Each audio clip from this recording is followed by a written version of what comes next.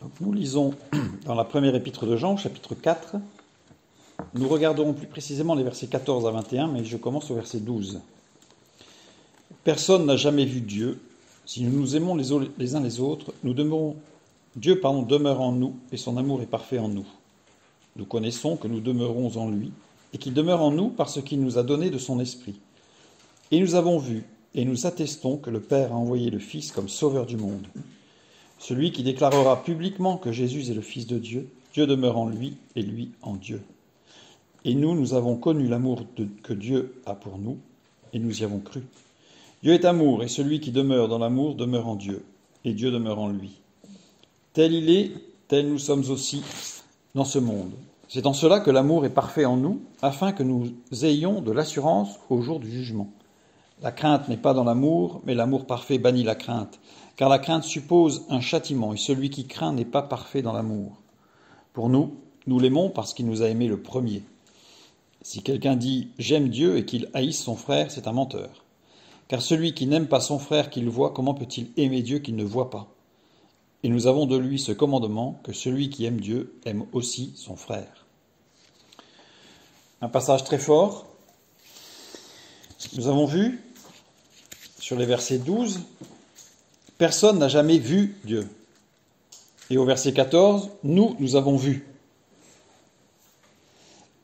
Et nous avions vu que ce verbe « voir » est la traduction d'un terme grec, « théaomai », qui veut dire imaginer mensongèrement ou être frustré de son espérance.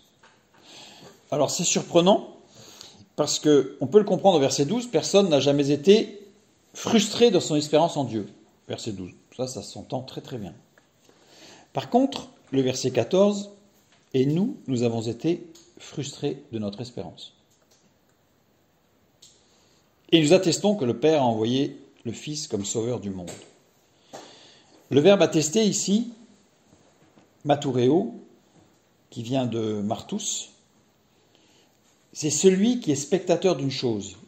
Donc ça veut dire, quelque part, nous attestons, c'est-à-dire que nous avons constaté, nous avons vécu, nous avons expérimenté quelque chose, nous l'avons vu, nous l'avons touché, nous l'avons senti, bref, nous l'avons vécu, que le Père a envoyé le Fils comme sauveur du monde. Il y a une énorme différence, et on le voit dans l'épître de Jean, qui progresse, parce que le début du verset 14, et nous avons été frustrés, déçus de notre espérance. Pourquoi ? Parce que les disciples attendaient un Jésus libérateur. Et ils ont été déçus. Parce que oui, Jésus libère, mais Jésus sauve avant de libérer. Et après, ils peuvent dire, et nous avons connu, nous avons expérimenté que Jésus a envoyé son Fils comme sauveur du monde, et non pas comme libérateur du monde. Et de fait, il n'y a plus de déception, il n'y a plus de frustration dans son espérance. Combien de personnes attendent de Jésus une libération, avant même de reconnaître Jésus comme leur sauveur ? Quand Jésus est sauveur, il peut libérer. Pourquoi ? Parce que Jésus sauveur, c'est accepter toute la grâce de Dieu qui vient dans nos vies. Et ça veut dire qu'on va commencer une démarche de guérison. Dans certaines maladies, il y a toute une démarche de guérison. On ne peut pas guérir, même s'il y a chirurgie, s'il y a médicamentation, etc. Il y a tout un processus de guérison. Mais si on va voir le chirurgien en disant « je veux être libéré », et qu'on est déçu, parce qu'à l'issue du rendez-vous, il nous annonce tout un processus qui va prendre peut-être des semaines, voire des mois, mais on est déçu. On s'attendait à ce que ce soit la libération, mais en fait non. Il va y avoir un processus. Et Dieu est puissant et il peut, dans certains cas, quand on vient à Christ, libérer instantanément. Mais en général, il ne libère pas instantanément de tout. C'est-à-dire qu'il y a une démarche, Et c'est pour ça que Jean ici peut dire, nous avions été déçus en fait, parce que on connaît les récits de Judas, de Pierre, de tant de disciples qui s'attendaient, Jacques et Jean qui voulaient que le tonnerre tombe, l'orage, la foudre, parce que donc c'est Jésus puissant, libérateur, et non. Jésus est venu comme sauveur. Et ça, il le dit juste après, et nous attestons, ça y est, nous avons compris en fait, voilà, qu'il est venu pour sauver le monde. Verset 15, celui qui confessera que Jésus est le Fils de Dieu. Le verbe confesser ici, c'est homologeo, qui veut dire bien confesser. Mais il y a un problème de traduction avec un autre verbe, exomologeo, qui veut dire professer et non pas confesser. Et malheureusement, dans certains textes, ce verbe qui veut dire professer a été traduit par confesser. Je prends l'exemple dans Matthieu chapitre 10, le verset 32. C'est pourquoi quiconque me confessera devant les hommes alors que c'est professé, je le confesserai alors que c'est professé, aussi devant mon Père qui est dans les cieux. Qu'est-ce que veut dire confesser ? On a cette image un peu catholique de la confession, mais le verbe confesser veut dire la même chose que quelqu'un d'autre. Être en accord, consentir et le dire ouvertement, le reconnaître. C'est ça, homologeo. Donc ça veut dire que quand je confesse que Jésus-Christ est le Fils de Dieu, c'est-à-dire que je dis ce qu'il dit, c'est-à-dire que j'applique, je fais mien en fait ce qu'il est, et je peux affirmer que je suis en total accord et que je consens à son action en moi. Et je suis en total accord avec lui. C'est ça confesser. On a l'impression que confesser, c'est, en tout cas dans le terme biblique homologeo, que c'est raconter un peu sa vie, quoi. Ça fait partie de la prière où on vient devant Dieu s'épancher. S'épancher de tout ce que l'on reconnaît être mauvais, désagréable, destructeur. Mais ici, c'est pas celui qui me confessera, c'est celui qui affirmera et qui vivra un total accord avec moi. Et dans cet accord, que Jésus est le Fils de Dieu. Cette construction est assez à souligner parce que nous n'avons pas Jésus-Christ ici, nous avons Jésus, et le Fils de Dieu, c'est Christ en fait. Donc nous avons Jésus-Christ, ce qui revient à professer Jésus-Christ. Jésus-Christ. Jésus, homme, Christ, Dieu, qui est le trait d'union entre moi et le Père. Eh bien, si je vis cela, c'est-à-dire que ce n'est pas Jésus, un grand maître à penser, un enseignant, un docteur de la loi. Ce n'est pas non plus le Christ, comme certains l'envisagent, un peu mystique, ultra spirituel, sans incarnation, décarné complètement. C'est une sorte de vapeur énergisante. Non, c'est le Fils de Dieu, Jésus-Christ. À ce moment-là, Dieu demeure en lui et lui en Dieu. Le verbe demeurer ici, c'est méno, qui veut dire s'en tenir au genre de vie que l'on a, c'est-à-dire qu'en fait, on ne va pas chercher le sensationnel, l'extraordinaire, la manifestation de puissance, de joie exacerbée, mais on s'en tient à cette communion avec Christ, avec Jésus-Christ, le Fils de Dieu. Et Dieu demeure en lui, et lui en Dieu. C'est réciproque, c'est bijectif, ça va dans les deux sens. Et ce verbe méno aussi veut dire aussi avoir le désir le souhait de faire quelque chose, de construire. Donc si je manifeste que Christ est mon sauveur, je le manifeste, ça veut dire que je le vis. Je ne fais pas que le dire, je le vis. Comme Jean a pu dire, nous attestons. Nous attestons parce que nous l'avons expérimenté, nous l'avons vu en nous, et chez nos frères et sœurs d'ailleurs. Alors, il y a cette communication et cette communion avec Dieu. Et nous avons connu l'amour que Dieu a pour nous.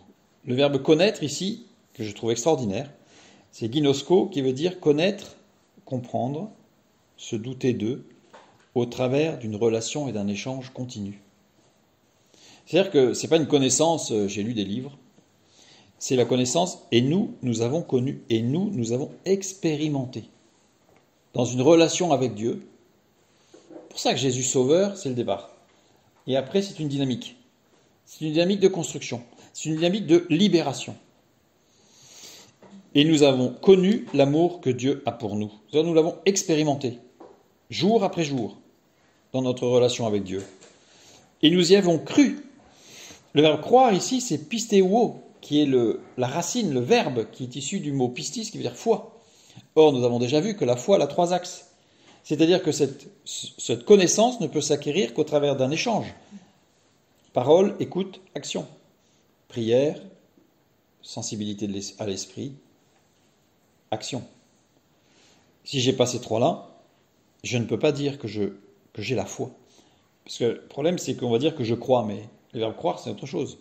Donc je ne peux pas dire que je fais preuve de foi, c'est-à-dire d'une relation intime. La foi est une relation intime.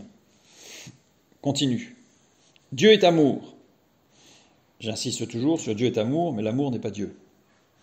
Dieu est amour. Et celui qui demeure, encore méno, mais cette fois-ci conjugué au participe. Ça veut dire en grec, et celui qui, en demeurant dans l'amour, demeure en Dieu. C'est-à-dire que ce n'est pas celui qui demeure dans l'amour demeure en Dieu.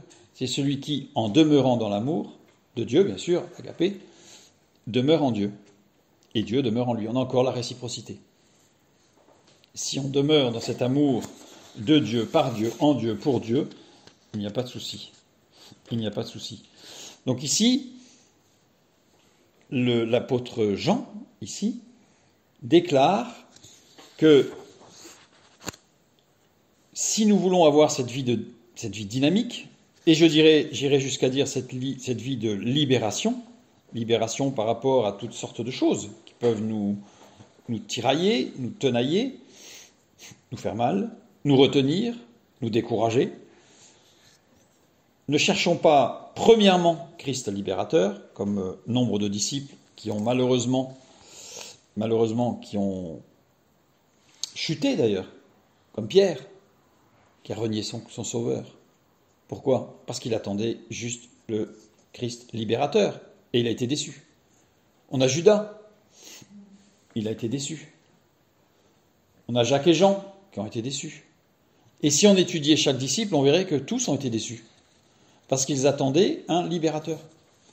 Combien de chrétiens viennent à Dieu quand il y en a besoin ? Comme on dit parfois, j'ai même entendu hier un athée, complètement, qui refuse Dieu, qui dit, de toute façon, Dieu, on ne va le voir quand on en a besoin. Mais il n'a pas tort. Il n'a pas tort dans son constat, mais il a tort dans les faits. C'est-à-dire que, justement, si on va voir Dieu quand on en a besoin, c'est comme nous. Si on a des amis qui viennent nous voir que quand ils ont besoin de quelque chose, ce ne sont pas des amis. Et d'ailleurs, la relation ne va pas forcément durer, parce que c'est pas possible. Il faut que ce soit un échange, en fait. Il faut que ce soit un échange. On a la même chose dans le couple, on a la même chose partout, en fait. Même au travail, c'est pas possible. Mais c'est parce que c'est la base de la foi. Dieu nous a créés pour vivre la foi. Pour vivre la foi avec notre entourage, pour vivre la foi avec lui, pour vivre la foi dans le couple, pour vivre la foi en famille. C'est-à-dire cette communion. Et quand nous aimons, nous ne cherchons pas à ce que l'autre nous libère, nous construise. Nous cherchons à construire. Et nous aimons parce que, pour ce qu'il est et ce que nous sommes ensemble. Donc ici, nous avons connu l'amour de Dieu. Nous avons expérimenté dans un échange relationnel profond, continu avec Dieu. Et nous y avons cru. C'est le moteur de notre foi. C'est le moteur de notre foi.